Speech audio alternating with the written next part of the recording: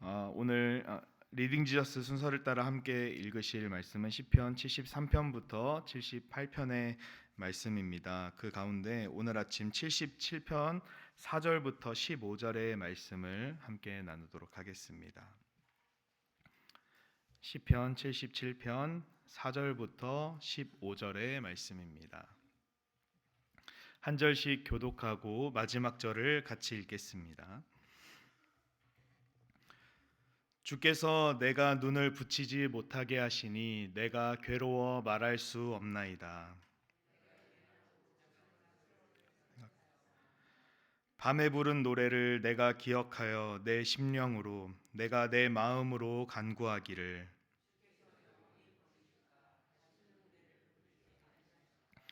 그의 인자하심은 영원히 끝났는가? 그의 약속하심도 영구히 패하였는가?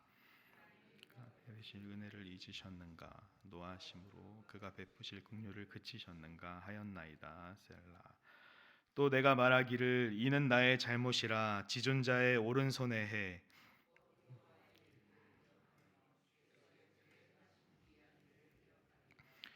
또 주의 모든 일을 작은 소리로 읊조리며 주의 행사를 낮은 소리로 되뇌이리이다.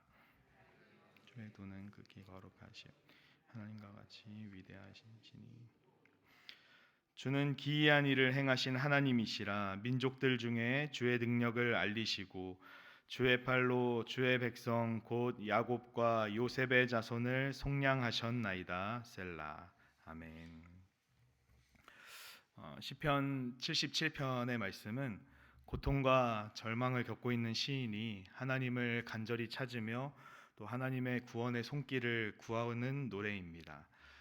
시인이 어떤 일 때문에 고난을 당하고 있는지 또 얼마나 힘든 상황이 있는지 우리는 알 수 없지만 시인의 노래, 이 시를 천천히 읽다 보면 시인이 겪고 있는 고난이 얼마나 큰 고난인지, 이 시인이 얼마나 힘들어하고 있는지를 짐작할 수 있을 것 같습니다. 그리고 시인의 간절한 기도에도 불구하고 하나님께서는 이 시인의 기도에 아직 응답하지 않으신다는 것도 알 수 있죠.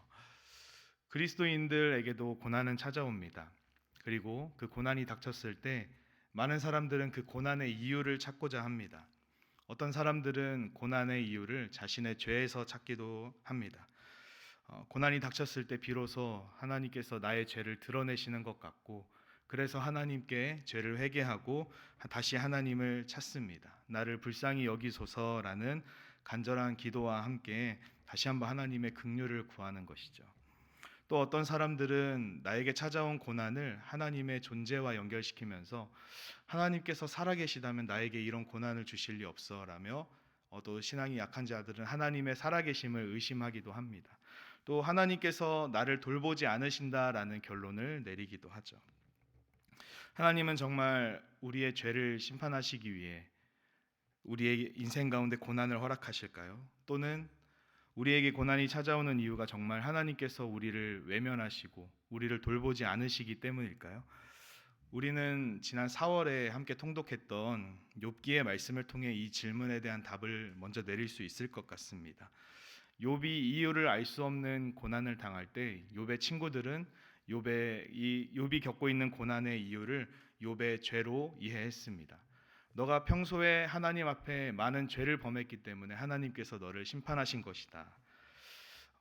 욥도 마찬가지로 자신에게 회개를 촉구하는 그 친구들에게 자신을 항변하고 또 변호하다가 스스로 자신의 의로움을 주장하고 나는 억울하다라는 주장을 내세우지만 결국 욥도 자신이 겪고 있는 고난의 이유는 발견하지 못합니다. 욥이 이 고난의 이유를, 고난이 어디서부터 왔는지를 발견하는 것은 욥기 후반부에 하나님께서 등장하신 뒤에 비로소 모든 인생의 사건이, 나에게 허락된 모든 시간이 하나님의 주권에 달려 있음을 깨닫고 고백하는 것으로 마무리됩니다. 우리의 인생 가운데 고난이 찾아올 때 우리는 어떤 태도로 이 고난을 마주해야 할까요? 그리고 인생의 주인 되시는 욥의 고백처럼 우리 인생의 주인 되셔서 모든 주권을 가지고 계신 하나님께 우리는 어떤 고백을 해야 할까요? 오늘 우리가 읽은 이 시편 77편을 통해서 고난을 겪고 있는 시인의 태도를 한번 살펴보고 고난을 대하는 올바른 태도를 우리가 기억하기를 원합니다. 첫 번째 고난을 대하는 이 시인의 태도는 기도였습니다. 많은 사람이 고난을 겪을 때 하나님을 찾죠. 심지어 하나님을 믿지 않는 사람이라고 하더라도 그때 자신에게 정말 감당할 수 없는 어려운 일이 찾아올 때 하나님을 찾기도 합니다. 또 다른 신들도 부처님을 찾기도 하고 다른 신들을 찾기도 하죠. 누구라도 나의 이 간절한 사정을 듣고 나의 이 형편을 듣고 누구라도 나의 기도에 응답하기를 바라는 마음에서 비롯된 것이라 생각합니다. 우리가 함께 읽지는 않았지만 77편 1절과 2절에 이 시인이 얼마나 간절히 하나님을 찾고 있는지 시인은 노래합니다. 또 특별히 2절에서 나의 환난 날에 내가 주를 찾았으며 밤에는 내 손을 들고 거두지 아니하였나니 내 영혼이 위로받기를 거절하였도다라는 표현을 사용하고 있습니다.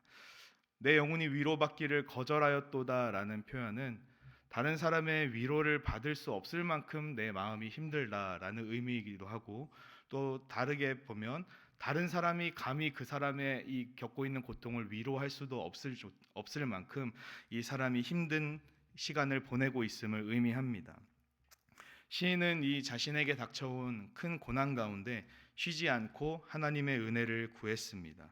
비록 지금은 힘든 시간을 겪고 있지만 쉬지 않고 하나님께 기도할 때 하나님께서 응답하실 것을 믿고 하나님께만 소망을 두며 하나님을 찾았습니다. 우리의 기도는 이 시인의 기도처럼 먼저 하나님의 자비하심에 근거한 기도가 되어야 합니다. 하나님께 간절히 구할 때 하나님께서 나를 불쌍히 여기실 것을 믿으며 기도로 나아가야 합니다. 하나님께서 사랑하시는 자기 백성의 고통을 외면하지 않으시리라는 그 믿음으로 나아가야 합니다. 또 우리의 기도는 하나님의 신실하심에 근거한 기도가 되어야 합니다. 하나님께서는 신실하십니다. 그리고 하나님은 선하십니다. 살아계신 하나님께서는 우리 인생을 주관하시는 분이기 때문에 우리에게 닥친 이 고난 역시 하나님의 손에 달려 있고, 그리고 선하신 하나님께서 우리를 죽이기 위해서, 우리를 마지막에 멸망시키시기 위해서 이 고난을 주신 것이 아니라 고난을 통해 반드시 선한 길로 인도하실 것이라는 그 믿음으로 나아가야 합니다. 기도는 하나님의 백성들만 누릴 수 있는 특권입니다. 그리고 하나님께서는 자기 백성의 기도를 외면하지 않으시고 반드시 응답하십니다. 우리는 이 사실을 믿으면서 우리에게 고난이 닥쳤을 때 하나님을 의지하고 또 하나님께 기도해야 합니다. 하나님께서 우리에게 고난을 허락하신 여러 가지 물론 이유가 있겠지만 고난을 허락하신 이유 중 하나는 고난을 통해 우리가 하나님만을 의지하게 하시고 또 다시 하나님과 우리 사이의 관계를 새롭게 정립하시기 위해서일 것입니다. 고난을 대하는 이 시인의 두 번째 자세는 지난 은혜를 되돌아보는 것이었습니다. 10절부터 12절에 보면 시인은 지금까지 하나님께서 나에게 베푸셨던 여러 가지 일들을 기억하며 또 주께서 옛적에 행하신 기이한 일들을 기억하리이다라는 고백을 하나님께 하고 있습니다. 고난 가운데 하나님의 은혜를 기억하는 것은 쉽지 않습니다. 우리는 연약하기 때문에 고난의 원인을 하나님께 두며 오히려 하나님께 원망하는 것이 우리에겐 더 가깝고 쉬운 일이기 때문입니다. 출애굽한 이스라엘이 40년의 광야 생활 가운데 얼마나 자주 하나님을 원망했습니까? 이스라엘 백성들이 하나님을 원망한 이유는 그들이 하나님께 은혜를 받지 않아서가 아니었습니다. 이 힘든 시간을 견딜 때 자신에게 찾아온 순간순간의 어려움 때문에 지난 하나님의 은혜를 다 잊어버리고 하나님을 원망했던 것이죠. 대부분의 이스라엘 백성들은 어려운 상황이 닥쳤을 때 하나님을 원망할 이유를 찾았지만 믿음의 사람이었던 여호수아와 갈렙은 달랐습니다. 그들은 어려운 상황이 닥쳤을 때 원망할 이유를 찾지 않고 그럼에도 불구하고 나아갈 이유 단 한 가지, 하나님의 약속을 붙들고 나아갔습니다. 여호수아와 갈렙도 똑같이 먹을 것이 없었고 똑같이 목이 말랐고 똑같이 힘든 길을 걸어갔습니다. 하지만 하나님께서 주신 약속을 붙들었고 하나님께서 베푸신 은혜들을 기억했기 때문에 그들은 끝까지 믿음으로 나아갈 수 있었던 것이죠. 이 시인의 태도를 통해 우리가 배울 수 있는 것은 고난을 겪을 때 우리에게 너무 쉬운 길, 우리가 익숙하게 쉽게 접근할 수 있는 하나님을 원망하는 길이 아니라 우리의 죄인된 본성을 따르는 방법이 아니라 이 어려운 상황 가운데에서도 하나님께서 나에게 베푸신 은혜를 기억해야 한다는 것입니다. 원망의 제목을 찾지 않고 감사의 제목을 찾으며 하나님이 나에게 어떤 분이신지 우리는 다시 한번 묵상해야 합니다. 지금 내가 겪고 있는 문제가, 이 고난이 결코 가벼운 문제는 아니겠지만 내가 겪고 있는 고난보다 하나님께서 더 크신 나의 은혜를 나에게 미리 베푸셨다는 것을 기억해야 합니다. 그리고 그 은혜를 묵상할 때 우리는 다시 한번 하나님의 신실하심과 하나님의 능력을 깨닫게 될 것입니다. 고난을 대하는 시인의 마지막 태도는 하나님을 찬양하는 것입니다. 고난 가운데 기도하고 고난 가운데 하나님의 은혜를 되돌아보는 것을 넘어서서 이제는 이 시인이 하나님을 찬양하기 시작합니다. 고난과 찬양은 사실 잘 어울리지 않죠. 어떻게 고난을 겪으면서도 하나님을 찬양할 수 있을까요? 그 비결은 하나님의 위대하심과 거룩하심을 인정하는 것입니다. 13절부터 시인은 그래서 이렇게 노래합니다. 하나님이여 주의 도는 극히 거룩하시오니 하나님과 같이 위대하신 신이 누구오니이까. 하나님께서 행하셨던 일들을 기억하는 것을 넘어서서 하나님이 어떤 분이신지 다시 한번 기억하고 그 위대하신 거룩하신 하나님을 찬양하기 시작합니다. 시인은 자신이 겪고 있는 이 말할 수 없는 큰 고통을 바라보다가 하나님께서 나에게 먼저 베푸신 은혜들을 묵상했습니다. 그리고 그 순간 내가 겪고 있는 이 문제가 하나님과 비교했을 때 얼마나 작은 문제인지를 깨닫게 됩니다.